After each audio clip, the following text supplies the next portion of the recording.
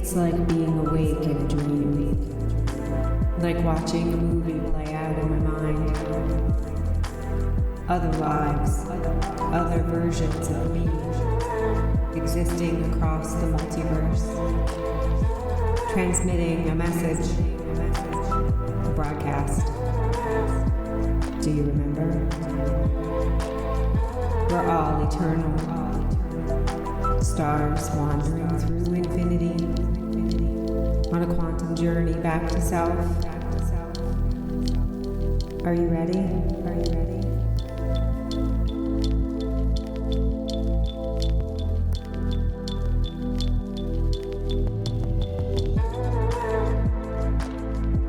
You are listening to Wandering Star Podcast.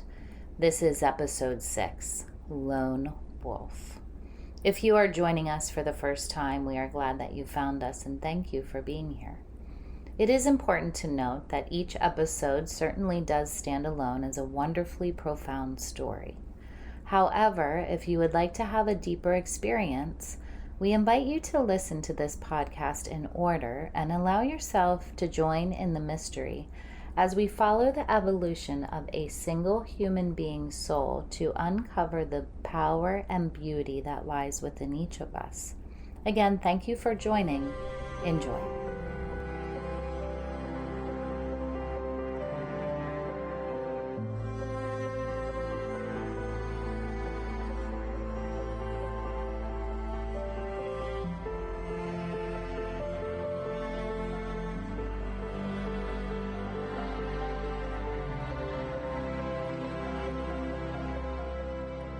A cycle complete, released from illusions, awakening again to the understanding that I am eternal. I see my body lying on the battlefield, my daughter's anguish, her resilience, her strength. She's okay without me. The warrior within her will persevere. I move on from this life, feel the ethereal magnetism, and my spirit rises. The luminous grid appears, sparkling, buzzing with vibrance. I feel an excited anticipation, the feeling of something I need to go and do. I'm eager to begin again. I wait patiently until I feel the gravitational pull, the release. I fall. It feels like I'm shooting down a long slide, falling, gliding, dropping into new life. It's nighttime. The air is cold, bitter. I'm pressed against a massive rock. I'm wearing large boots up to my knees. They're thick, furry, and worn. I have lots of clothing on, thick, heavy layers of wool and animal hide. A fur-lined hood covers my head. I feel masculine. Next to me on the ground is a canteen and a long gun, a rifle. The ground is frozen. I look around and see I'm sitting in the opening of a cave.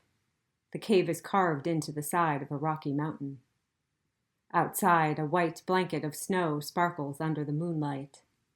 The dark sea stretches out in the distance. A green luminescence wisps over the calm waters. Pine tree boughs sag beneath the weight of the snow. A shiver runs through my body. I feel a threat lurking nearby. I look down at my hands and see they are cut up and bloody. There's a cloth wrapped around both of them. I feel a throbbing in my leg. My left thigh has a piece of cloth wrapped around it. Blood slowly seeps through. I close my eyes, remembering what happened. A white wolf, majestic, predatory, ravenous. I was out looking for food. So was he. We surprised each other. He lunged up at me so fast, his ivory canines bared, steel claws like razors. I put my hands up to shield my face. His teeth ripped through my thick layers and punctured my thigh, tearing into the flesh. I grabbed my gun. Blood dripping from his fangs, he paused for a moment. We locked eyes. His dark eyes were like portals to my soul. suspended in union, a sudden energetic connection. And then he lunged again. With the butt of my shotgun, I fought him off of me. Bruised and momentarily defeated, he limped away. I could have shot him, killed him. He moves in solitude. It would have been easy. But I couldn't do it. It would be like killing myself. I stumbled back to the cave, and now I sit, slumped against the cold, hard rock wall. I look around the space. This cave is my home. There's a pile of smoldering ashes towards the back. Some animal hides and furs layered on the ground make up my bed. I have no food, not much water left in my canteen. I don't have the energy to go hunt tonight. My body is wounded and exhausted. I lean back against the cold rock and wrap a fur around me. The rifle rests on my lap. A sliver of moonlight peeks in. I hear a solitary howl in the distance. I feel its resonance. I feel a mysterious bond to that mystical creature. Daylight breaks. Snow glistens in the morning sun as it rises over the sea.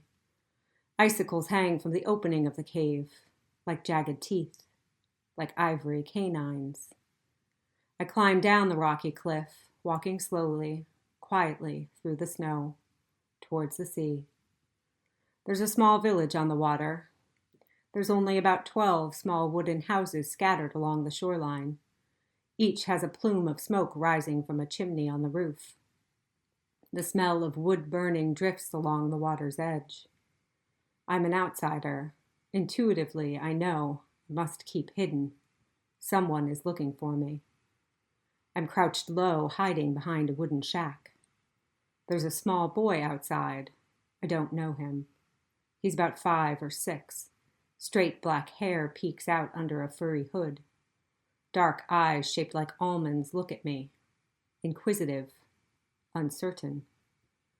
I smile warmly and put my finger to my lips. I'm not certain if he's afraid of me or not.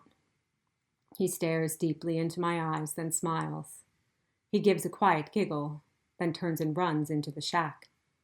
He comes back out and giggles again, puts his finger to his lips. He gives me a hunk of bread and a small chunk of meat.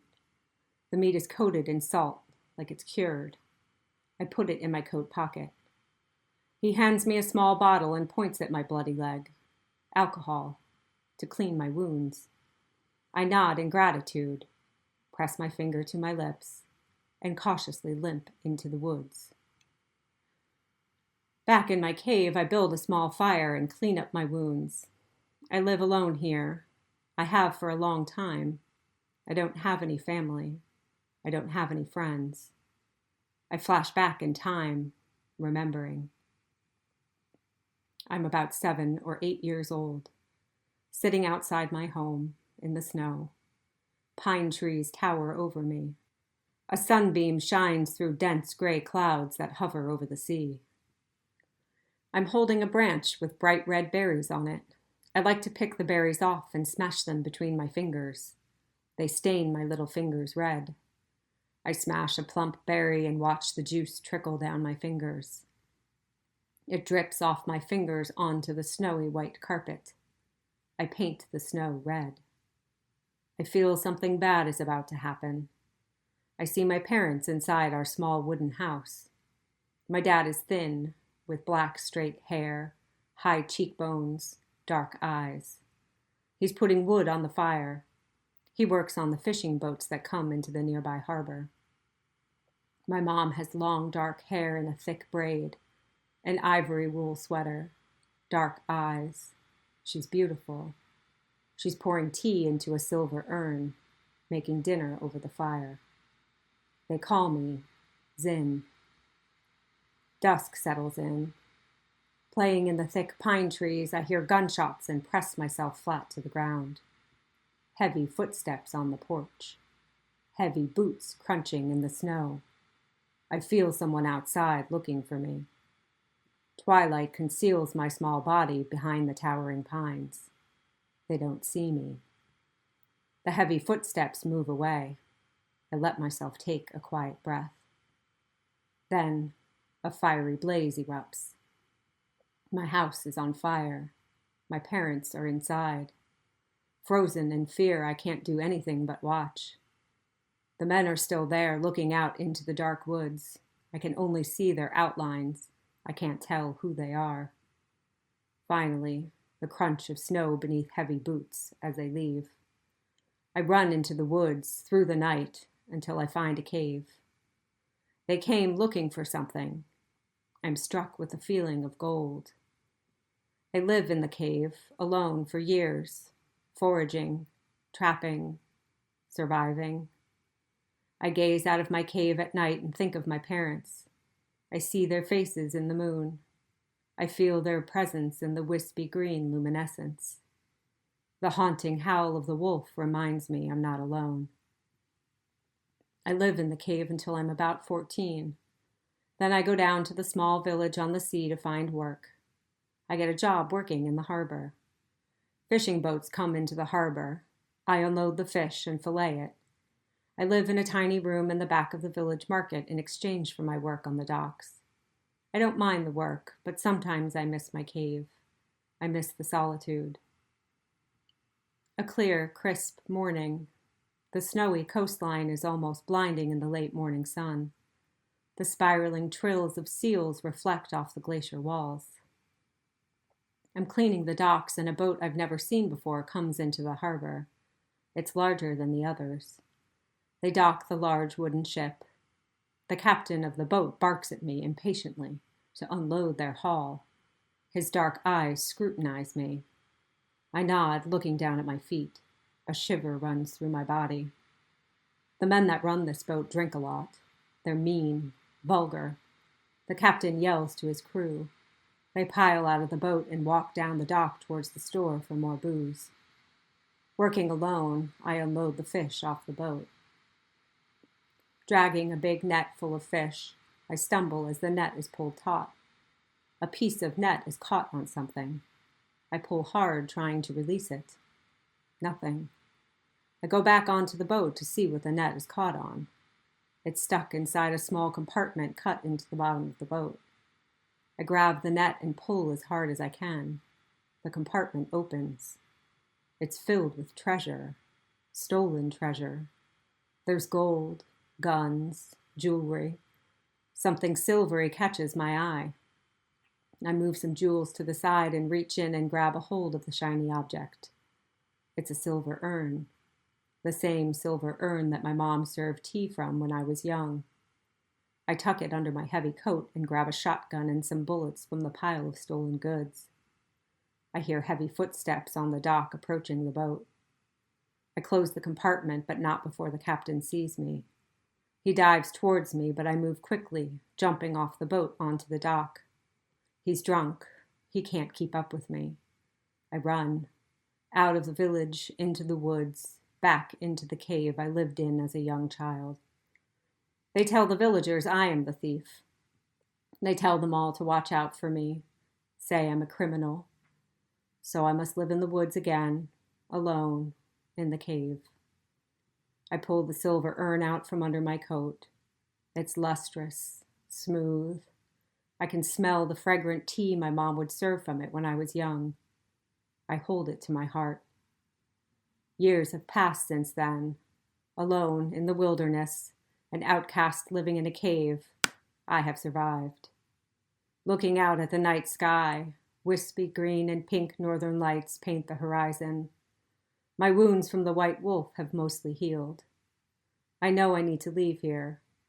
I need more food than what I can get here. It's time to leave the solace of my reclusive cave.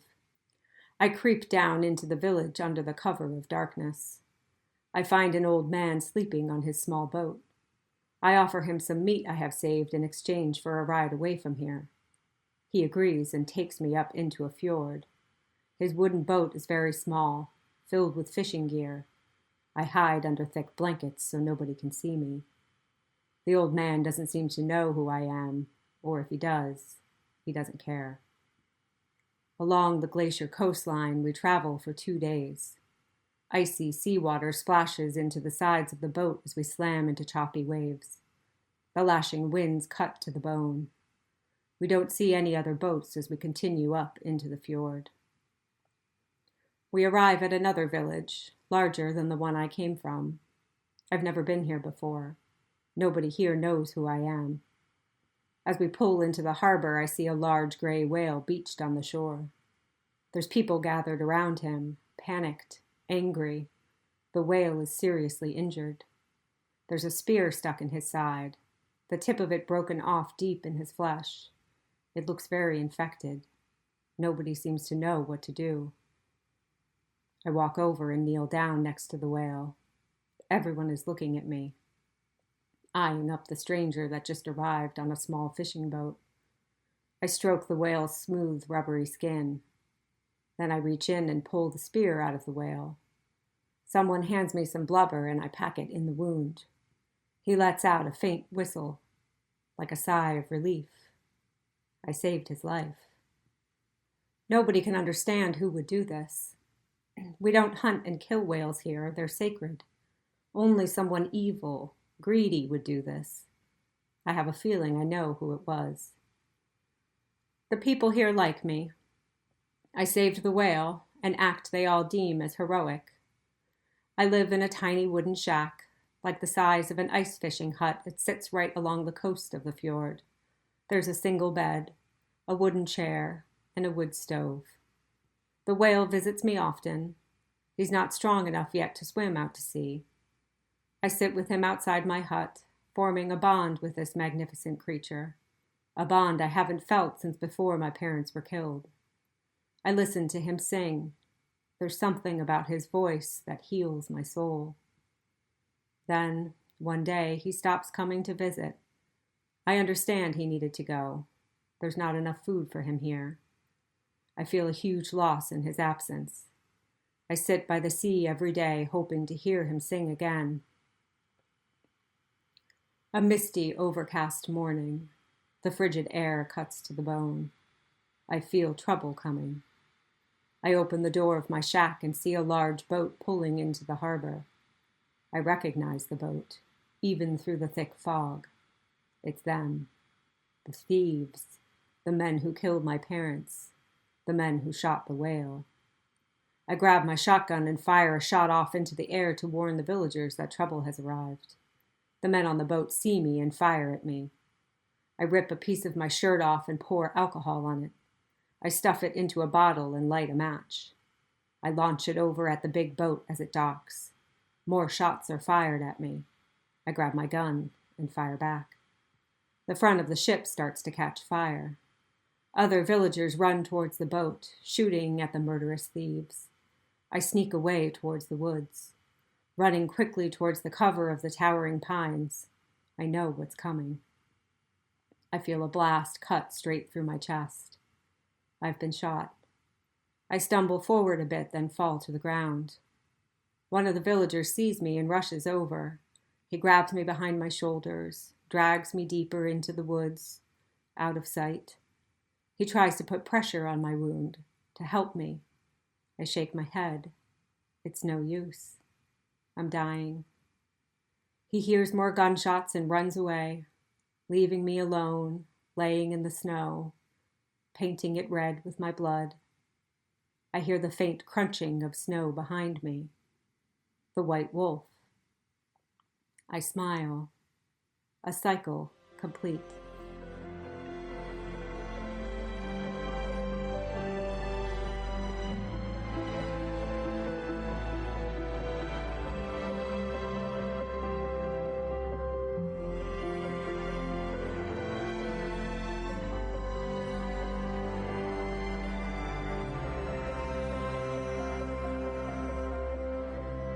And we're back again. I'm Keisha. I'm the facilitator and guide, joined by my co-host Hillary. She is the writer, the narrator, and the experiencer of these stories that you're listening to. What's up, everyone? Welcome back. Here we are in, I'm guessing, Greenland, or I don't know, somewhere in the Arctic tundra. Somewhere cold. somewhere really cold. Yeah, this one was very short, very sort of quiet life that we came into this time. I remember the beginning of the session, I couldn't stop talking about the boots I was wearing. Do you remember that? Yeah. Like, one of the first things I saw were these boots I had on. Yes, and I do remember when I was boots. listening. Yeah, I was listening to the recording when I wrote the story, and I was like, man, I can't like stop talking about these damn boots. Like, because they were so big and warm, and I was just like, whoa. Yeah, it was a little bit different coming into this one. Yeah, it was like really unsure about what exactly was happening for a little bit, because I was like sitting in the snow up against this rock, like obsessed with these boots that I had on. But then I like realized that I'm kind of like bloody and torn up and wasn't quite sure like what happened. And yeah, it was like a strange feeling coming into it. It kind of just felt like a little bit heavy right out of the gate. You know, a lot of the other ones kind of feel a little bit exciting, and this one just kind of felt like quiet and heavy right from the get-go. That's definitely the sense I was getting in this one too, for sure. Yeah. It was a pretty slow moving for us, like in the session. There was not a lot going on in the life, and it I think this one was probably the shortest session that we had. I think you're right. Out of all of them. Yeah. But it was still really beautiful, of course. It like, I remember coming out of it and not being as like excited, I don't think, as some of the other ones, you know, where it was like, holy shit, I was just this like Amazonian warrior bitch, and like, or, you know, I'm creeping around under the pyramids, like finding all these cool drawings. And this one was like, I was a loner and I lived in a cave, and then I like saved a whale, and then I got killed. That was it.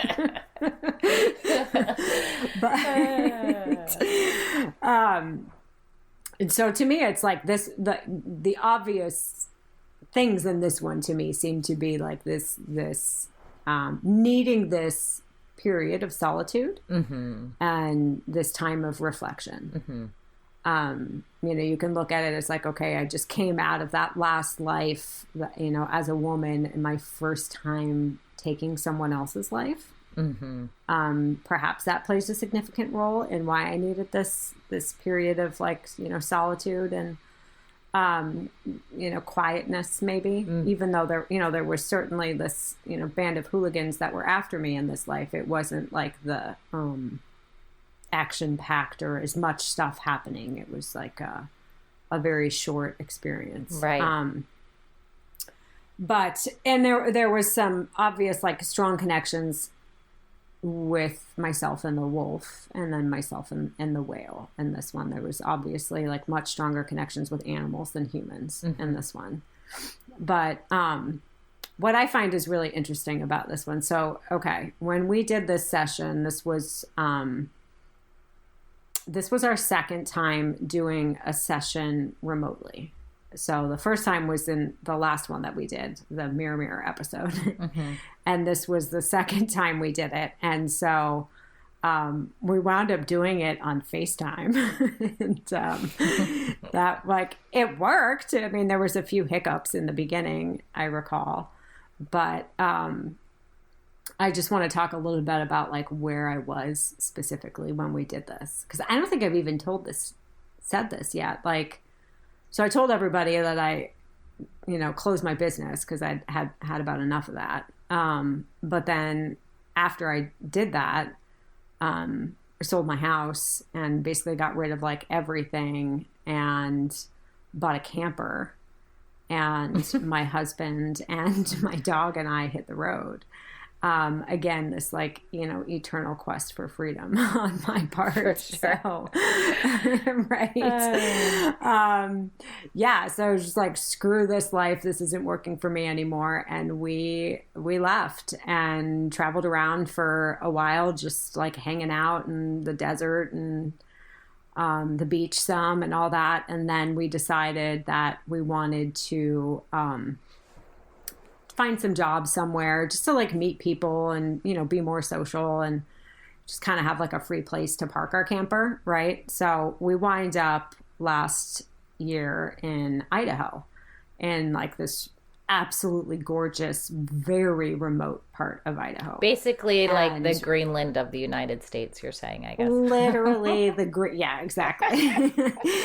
I would go to bed at night and hear the wolves howling outside. I've never seen one there, but there are a ton of them all around. And they're like Canadian gray wolves. They're like 250 pounds. I've seen their tracks and they're fucking huge. So, I've never had that experience before either, like falling asleep at night. Or I remember like sitting outside at night one time at the campfire and it was like a full moon and the wolves were just going crazy. It was so cool. Mm-hmm. That's amazing. But right. So I'm in Idaho and I'm living on a campground and working there as well. But it's a very remote area. So it's certainly, you could look at it as a period of solitude for me. Mm-hmm. I think like most of the year up until that point, like most of my entire year last year, I believe, was a lot of solitude, just because I had gone from like running this business and constantly being surrounded by people and having clients up my ass all the time and just like, this like nonstop having to deal with people in a professional way. And I went from that to just like living in the desert with nobody around mm-hmm. to then living on a campground in Idaho. And it was really cool. And so we do this session while I'm there. And again, gold shows up in this one, mm-hmm. right? The gold, these guys are stealing the gold. Sure does. And as soon as the session's done, I remember you and I sitting there like, God, what is the significance with gold? Yeah. And we're talking about it. And then we get off the phone and I walk outside the camper and our friend who's like obsessed with panning for gold is sitting outside at the picnic table with this huge like gold panning setup, and I was like, "What the hell is going on?" Yeah. Again, we still don't know what's up with the gold. So if you have ideas, let us know. But the other thing I thought was really cool and interesting when you and I were talking about like this episode was that I'm like, we were like working in this campground, so of course like other campers come in and park there. And each of these like all campers, they have like the name of whatever it is on them. And a lot of them are like these big, ugly, splashy words that are, across it. But there was 3 campers, like 3 names of campers that I would see more than anyone. And for a while, I didn't really even like think anything of it in the campground. You just see the same campers all the time coming and going, whatever. And then one day I'm sitting and I'm looking around and I'm like looking at the names of these campers. And the 3 ones that I saw the most, the names were Solitude, Reflection, and Momentum. Like, what? It's crazy. It's like all the time there's all these little like messages and these little clues everywhere if you pay attention. Absolutely. And it's like, oh, shit. Okay. Because to me, like, that's what this life is, right? Is it's a time of solitude and a time of reflection for this guy living in this Arctic tundra. And that's basically the same for me living in Idaho, last summer. It was like, I knew I really missed being able to do these sessions with you. And so, we only did 2 last year when we were separated. Mm-hmm. And I knew I wanted to continue to do more. And we had been talking a bit about how we thought they would could possibly turn into something else. But I felt like this time was this sort of like time of like simmering for me. Absolutely. Right? I think you called it like the cauldron. Yeah. Like that's what this life is. It's like Yeah. you can equate it to a cauldron. Like all this simmering is happening at this time where it's like I'm having all these different experiences. I'm finally like free of this ball and chain, this business and the house and all of the things that come with that too. You know, it's like all that stuff that I had to worry about to like keep up with, whatever, was suddenly just gone. And it was like I didn't have to worry about anything other than, you know, getting to the next campground or whatever. Right. And that took a lot of getting used to for me. That honestly, for the first month, I was like, I didn't know how to feel about it. It felt weird. Of course, yeah. And yeah, there was a lot of simmering happening last year. And this was like, but it was like this time of solitude and reflection, like building up to where then, like towards the end of the year, we started really gaining this momentum.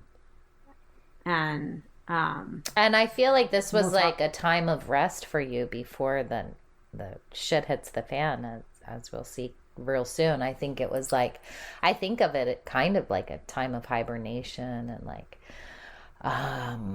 like it truly to gather yourself together for what's about to come. Yeah. Yes. In both my life now doing all of this and then also in these sessions, because 100%. Yeah. We really needed this period of rest because next week things get pretty wild. Pretty wild. Yeah. It's a turning point, I believe. Yeah. And that reflection, was there more that you wanted to say about that before I share a little bit or? No, I don't think so. Okay. Well, for me, this was a time where this was definitely the moment where up until this point, I was 100% convinced that these were all past lives. And even this one. But it was during this time, I think, where I started realizing my role more in this. And as you're talking about us being in different places, I think that had something to do with it. Because I don't know if you remember this, but the first time we did one of these sessions remotely with the app, with the Mirror, I could barely, there were moments where it was like something came over me and almost put me to sleep. And do you remember me telling you that? Absolutely. And yeah. I wasn't even tired. It was truly as if something was like intervening in these sessions. It was strange. And so like energetically, I think because I also had to, because when we are in the same room, I receive information very much and process information emotionally, and that's like a huge part of my processing is through emotion. And so when you weren't here, it was almost as if I had to process much more with my brain. And right. And at first, the first time we did it, I was thinking that my brain was just so overworked that I couldn't, it was so much more brain power than I was used to using because my emotional intelligence wasn't able to work as easily. And so I feel like this is the time where, especially with Lone Wolf, where I realized how important my role is in a different way.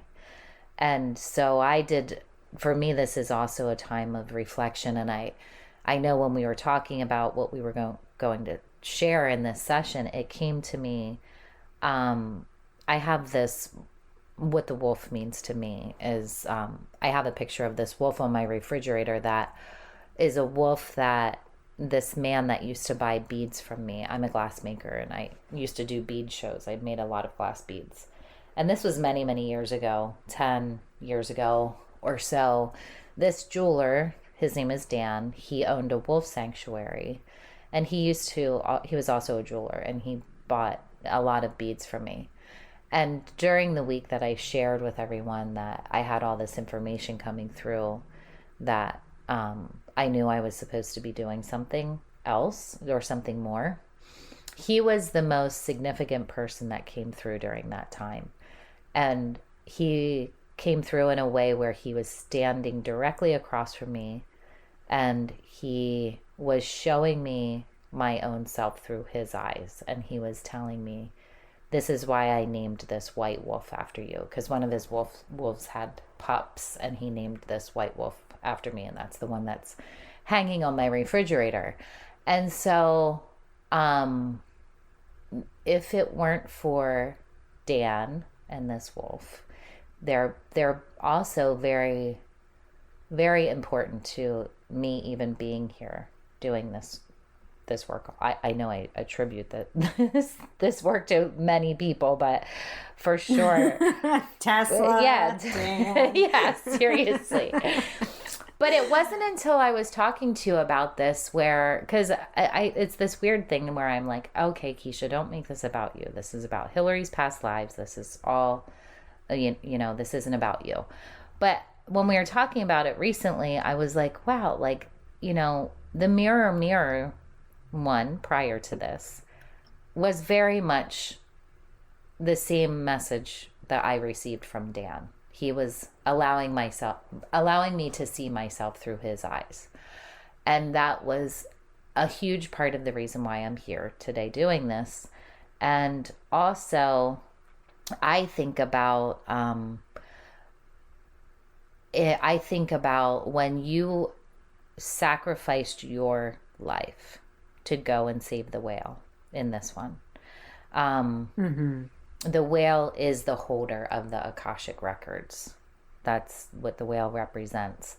And so I perceive that moment as this is the session, and this is the example where you go and it's like you sacrifice your old way of being or who you were prior to doing this up until this point, and the moment where you're all in, you're willing to let go of everything that you were prior to this, or believed you were, or who you believed you were, or like in order to find the answers to these bigger learnings, or be open to receiving this information. And that's what I think about when you went and risked your own life in order to save that whale, that whale in this one.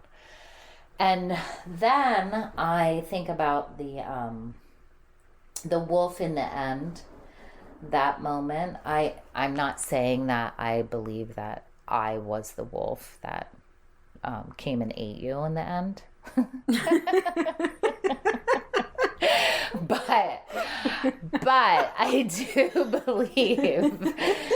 I do believe that because when I hear this in this story, it makes me so happy to know that it made you happy to give yourself to feed this animal.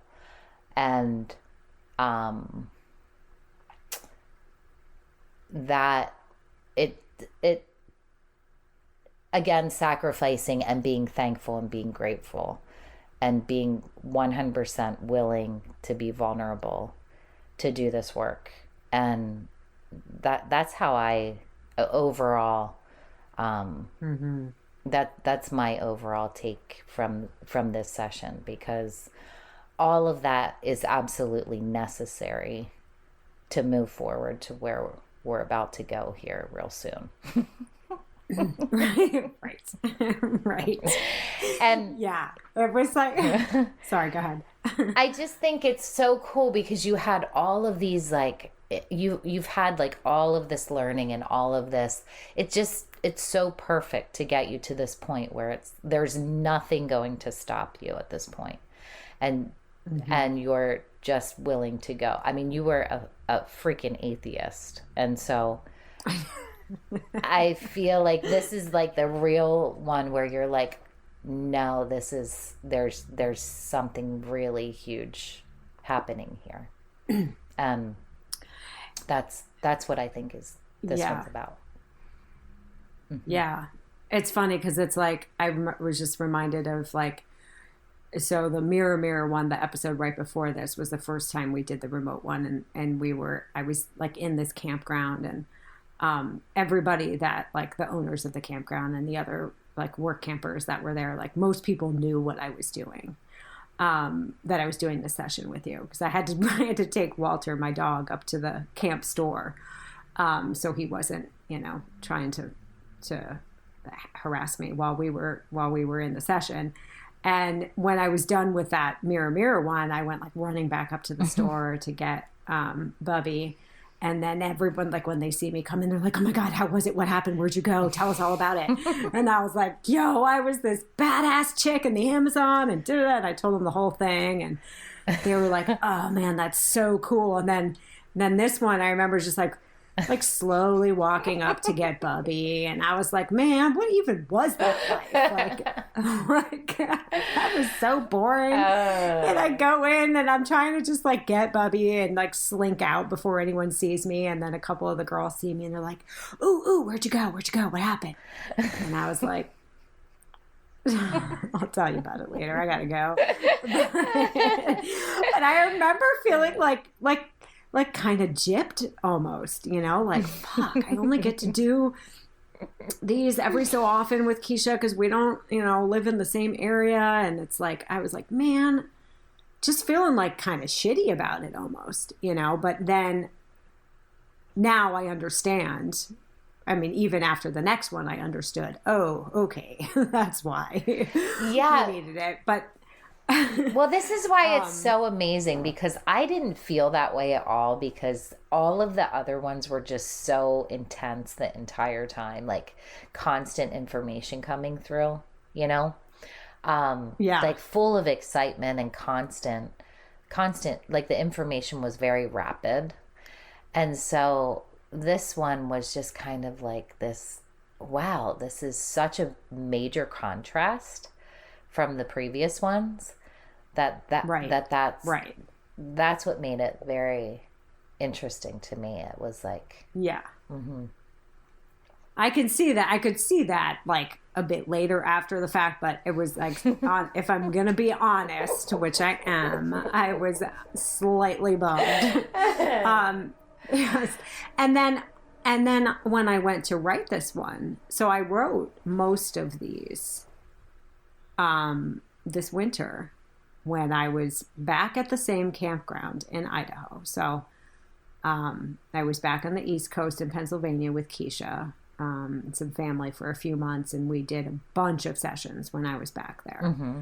And then in January of this year, I went back to Idaho, and we were the caretakers of this campground. Best time of the year.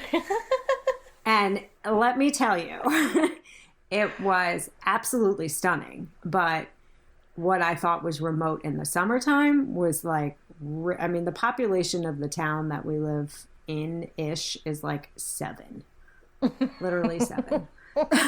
So I'm in this like on this campground in this like cabin trailer thing. And it was honestly the absolute perfect location for me to spend. I spent like 2 months there, literally just writing all of these, pretty much nonstop. Like that's all I basically did. So there, and thank God I did have this to do, or else I would have gone bonkers. But how perfect! Not much else to do. Yeah, so perfect. I mean, it was truly perfect. The way everything lined up was like we finished all the sessions. I had written like the first 1 or 2, and then was like, okay, I need to write the rest of these, and the timing lined up perfectly. That I just so happened to be going to a cabin in remote Idaho for 2 months, and so. that's where I wrote the rest of these. But I remember like when I was getting ready to write this one, because like the recording, I didn't add anything really to the story, but I did have to add a lot of just description to like the place, and certain things just to like bring the story to life, because the recording is pretty sparse. There's not like a big meaty story here really. But honestly, it was like perfect. I would just like go outside. There's like, 5 feet of snow. I could hear the wolves at night. And I was like, man, what a perfect place to be in. And I would like look at the way the snow glistens on the trees and watch how like everything in the morning there, it would be so cold that like, it just looked like everything was covered in little itty bitty crystals. Like everything sparkled so much because of the snow and just how it'd be like -20 in the morning. It was so cold. And we started trying to record them there, but we weren't pleased with the recordings. And then I left Idaho, about a month or so ago. So I'm currently in Oregon. And we've had a whole mess of like issues trying to figure out how to record, because now I'm living on a farm in Oregon and it's like way too noisy to record there. So I found a spot, but it's funny how like my living situation has presented challenges that we hadn't foreseen prior to getting into all of this. It's like reporting a podcast when you live in a camper in the middle of nowhere can be a bit tricky, but we've made it work. Well, it always lines up with wherever we are in these, I feel like. So it really does. It really does. And so there's one other story I want to share. It's kind of not long, but I think it's just perfect for whatever. So I think it was like literally a couple weeks out. Like, it was like after we did this session, even though I thought it was boring, whatever, not that it was boring, but I just wasn't super excited about it. And, but even like leading up maybe before this, I had begun to start to try to like write a little bit about some of the first sessions that we had done. And every time I would sit down to write it, I was just like not feeling it. It just wasn't really what I don't know. I wasn't feeling it. That's all I can really say. But we knew that there was something here. And I kept saying like, can you imagine these things like brought to life? Just imagine these stories like, and you're watching these things play out, and it's just like adventure that takes you all over the world through space and time and all this. We just knew that there was something here. And so, and this one particular person kept coming to me in like all these various ways. So I had gone to college with this guy. Okay. And he was, I think, a senior when I was a freshman. And I was like, mega dweeb when I was a freshman, as most of us are, but I was pretty dweeby. And he was like everybody loved him, right? And he was hilarious. And I remember like nights like sitting up. We were in the same dorm, and like the college we went to, there was like 800 kids there at the time I went to it. So you kind of knew like who everyone was. And my dorm was really just this like old stone house. It wasn't even like a big dorm.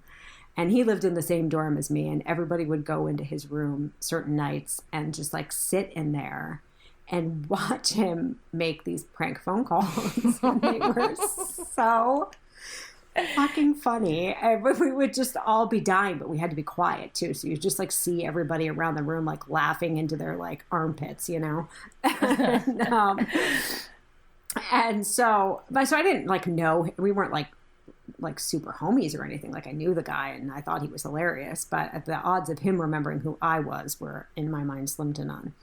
And so he graduates, whatever. I don't think about this dude for a long time. Okay.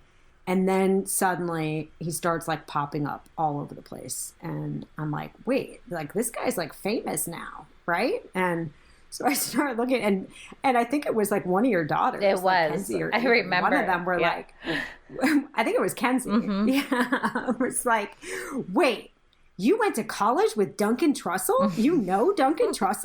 And I was like, wait, how do you know about Duncan Trussell? And she's like, duh. Like, he was like always on Joe Rogan. He has his own podcast. He does all this cool shit. How do you not know what he's doing? He's the funniest person ever. Like, we all... He's fucking hilarious. Everybody loves him. And I had no idea that he had, made such a splash in the world. Doesn't surprise me. But so then I'm like, oh, shit. Okay. Start watching. Oh, and I watched Midnight Gospel, which is... I'm sorry, but it's genius. Like, that show is so good. Mm-hmm. And listening to his podcast and just like following what he's doing or whatever. But then it was like still getting these weird moments where it was like, for some reason, like Duncan just kept showing up. And I'm like, what the hell? This is weird, right? And you and I are talking about it and you're like, maybe you should just like reach out to him and tell him about the shit that we're doing and see what he says. I was like, you're absolutely right. I need to. And so I just want to say that this is normally not anything I would do. I would pretty much be like mortified to reach out to somebody that I didn't know that well, that I haven't seen in like 20 years and be like, hey, how's it going? I've doing some past life regressions and thought maybe you'd want to work with me to like figure out whatever. So I sent Duncan this long email and I'm just like, okay, here's the deal. Like, I'm doing this. I think it's fucking cool. For some reason, your name keeps coming to me. So what the hell? I'm just going to reach out. And of course, the man has got like a million projects going on, but he was nice enough to respond back and give me the incredible advice to just start a podcast. Mm-hmm. So just put your shit out there and see what happens. But you have to start somewhere. Mm-hmm. And he said, just be yourself. And he remembered who you were, I think. Didn't he? He did. Yeah. Yes. Mm-hmm. Yes. Yeah. I was like, oh, I remember that dork. Yeah. So right. And so, okay, first of all, the fact that I had no like embarrassment or shame reaching out to this guy was like different for me, because normally I would have felt really self-conscious about doing something like that. And I probably wouldn't have done it, but I did. And then, I mean, I didn't even think he was going to get back to me, but then the fact that he did and was just like, just do your thing. Just like make a podcast, be yourself, see what happens, was like really all I needed to be like, yeah, I'm going to do this. Yeah. Like I'm actually going to do this. Mm-hmm. And you and I were both like super excited about it. I remember like I called you when he wrote me back and you were like, is he going to work with you? And I was like, no, but he gave me good advice and that's all I truly needed. And so then after that though, so I was like, yep, this is it. This is the like confirmation that I needed to like move forward with this and take this as like a serious project that I want to work on. And, so, but at this time, you and I were both thinking about having like separate podcasts. And I had no clear idea of like what my podcast would look like other than I wanted to talk about these sessions. And so then fast forward like a month or whatever, and I was in Colorado and you flew out to visit, and then me and you and Bubby, my dog, drove from Colorado back to Pennsylvania. And on that drive, and I haven't seen Keisha for like 9-10 months. So of course we had like tons to catch up on, but the whole time we're talking about these like podcast ideas for most of the ride. And I think it was like somewhere maybe like in Ohio. I don't know.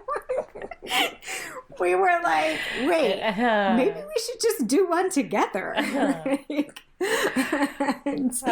So we finally had the like realization, it finally hit us that this isn't like two separate projects that we're supposed to be working on. Like we're supposed to come together and work on this one thing together. Absolutely, right? Yes. And so there was a lot that was sort of like born on that ride home, and we were both really excited. And then the next day I go to return the car to the rental company, and I'm walking out and I look down at the receipt and the total for my receipt was $369 for Hertz. and right at the top for my Hertz car rental. And I had been saying too, like, there's something with sound in this whole thing that like I know is going to come together in it. And then I'm like staring at this receipt that says 369 Hertz on it. And I was like, so unbelievable. Like, we were just crazy. Yeah. Yeah. So that was sort of like the birth of all of this, was that ride. And so we want to say thank you to Duncan Trussell for providing the suggestion, the advice to just start the podcast. But mostly what we keep coming back to is like, just be yourself. Well, yes. Right. Thank you, Duncan, because I know that I think it's fine to share with people. We have probably made over 10 attempts, I would say, at episode 1. Would you say, Hillary? And least, I mean, we did like the most ridiculous stuff in the beginning, like wrote every single thing and all of this.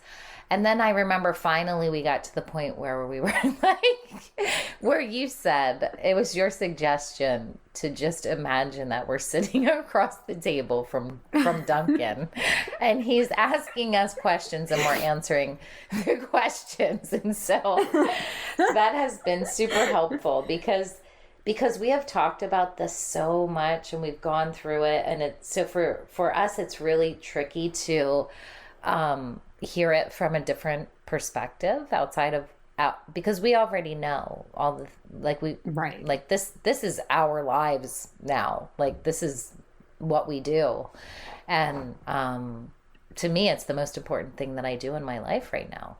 And so absolutely 100% same.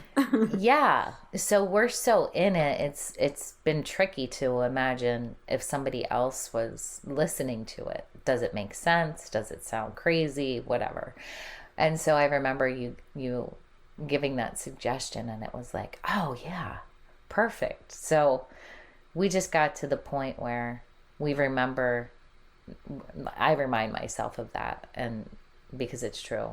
We can only be ourselves in this. And it was also this was that feeling of me doing my own podcast and you doing your own podcast. It was like I didn't really see my role in, like, to me these were these amazing stories that were coming through for you, and so I didn't really which is hilarious because as we move on, it's right. Like very obvious. I think this lone wolf is the one where it becomes very obvious that this is truly a participatory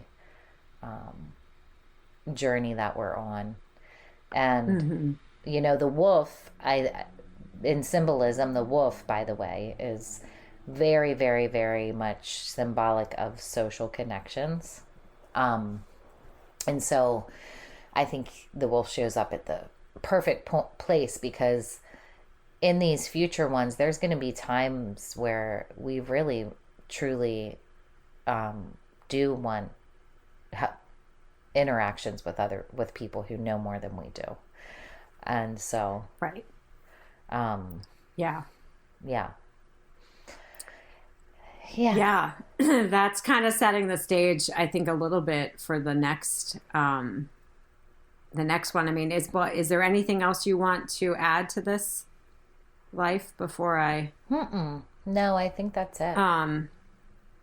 Yeah, we're going to keep this one kind of short because this is what I did want to say, that next week is sort of, I think, a turning point in all of these. And so we're going to move into, like, the story next week is going to be considerably longer than these have been. And so just wanted to, like, put that out there before you listen to that episode, that it is a bit longer. And there's going to be, I think, a lot for us to dive into.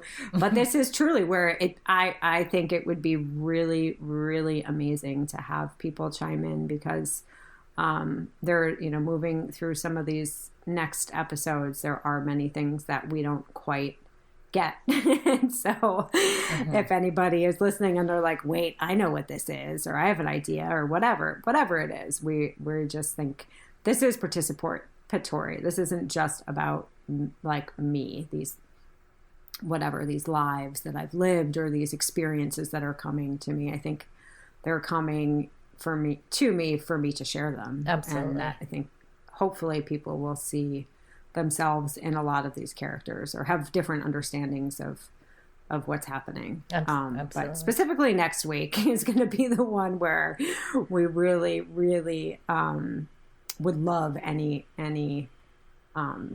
ideas or, input about what's going on, because it's a cool one, but there's some things about it that we're still scratching our head about. So, but yeah, that's it for Lone Wolf. Thanks for listening, and we'll see you next week. Thank you. Bye-bye.